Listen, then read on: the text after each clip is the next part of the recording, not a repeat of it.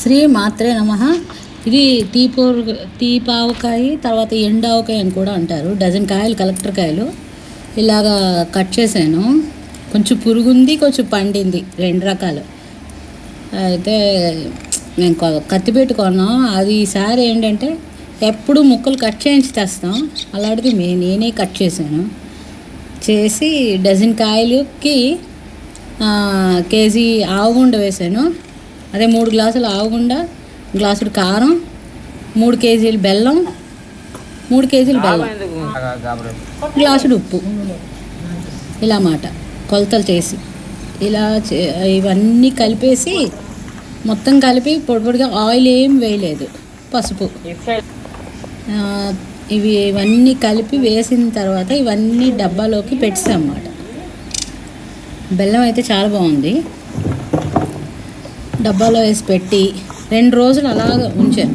2 రోజులు ఉంచిన తర్వాత మళ్ళీ దాన్ని తీసి కలిపాను.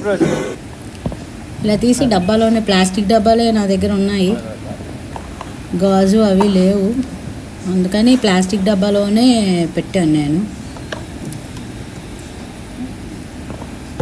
తర్వాత ఏంటంటే ఇలాగ 2 దాంట్లోని ఇచ్చేసాను అనమాట, ఎందుకంటే ఎలా ఉంటుందో తెలియదు కదా అని.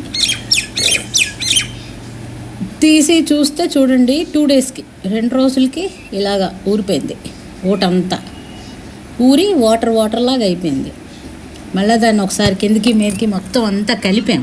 2 కలిపి వేస్తే ఒక డబ్బాలోకి వచ్చింది. ఇక ఇలా కలిపాను అన్నమాట. ఇలా కలిపి చూడండి ఎంత నీరు వచ్చిందో. అయితే లాస్ట్కి చిన్న చిన్న బెల్లం ముక్కలు ఉన్నాయి. బెల్లం ముక్కలు ఉంటే అవన్నీ కలిపి ఇలా మెత్తగా చేసి మళ్ళీ శుభ్రంగా ఇగో ఊట చూడండి ఎంత వచ్చిందో. ఇగో బెల్లం ముక్కలు చిన్నవి, మళ్ళీ ముక్కలు ఊట వేసాను. వేసిన తర్వాత కొంచెం ఇవి వచ్చింది. కొంచెం కొన్నాళ్ళు అంటే ఒక 5-6 రోజులు ఉంచిన తర్వాత మళ్ళీ తీసి, ఈరోజు తీసి అన్ని ముక్కలకి ముక్కలు, ఊటకి ఊట ఇలా వేసి పూర్తిగా మేడ మీద తీసుకెళ్ళి ఎండబెట్టాను. కొంచెం వర్షాలు పడ్డాయి కదా వైజాగ్లో, అందువల్ల కొంచెం టైం టేకింగ్ అయింది. అయినా చెక్కు చెదరలేదు చూడండి. ఊట కానీ ఏం అవ్వలేదు, ఆయిల్ వేయలేదు, ఏం వేయలేదు. కానీ చూడండి ఎంత ఫ్రెష్గా ఉందో. అసలు చూస్తుంటేనే తినాలన్న కోరిక. చాలా బాగా వచ్చింది. జాగ్రత్తగా ఇలాగా ఈరోజు కొంచెం ఎండ ఉంది అనేసి ఒక 5-6 పళ్ళల్లో వేసాను. వేసేస్తే బాగుంటుంది కదా, వేరంగా దగ్గరికి వచ్చేస్తుంది. నాకు ఇసుక దుమ్ము, అందుకని ఇలాగ ఎండబెట్టాను.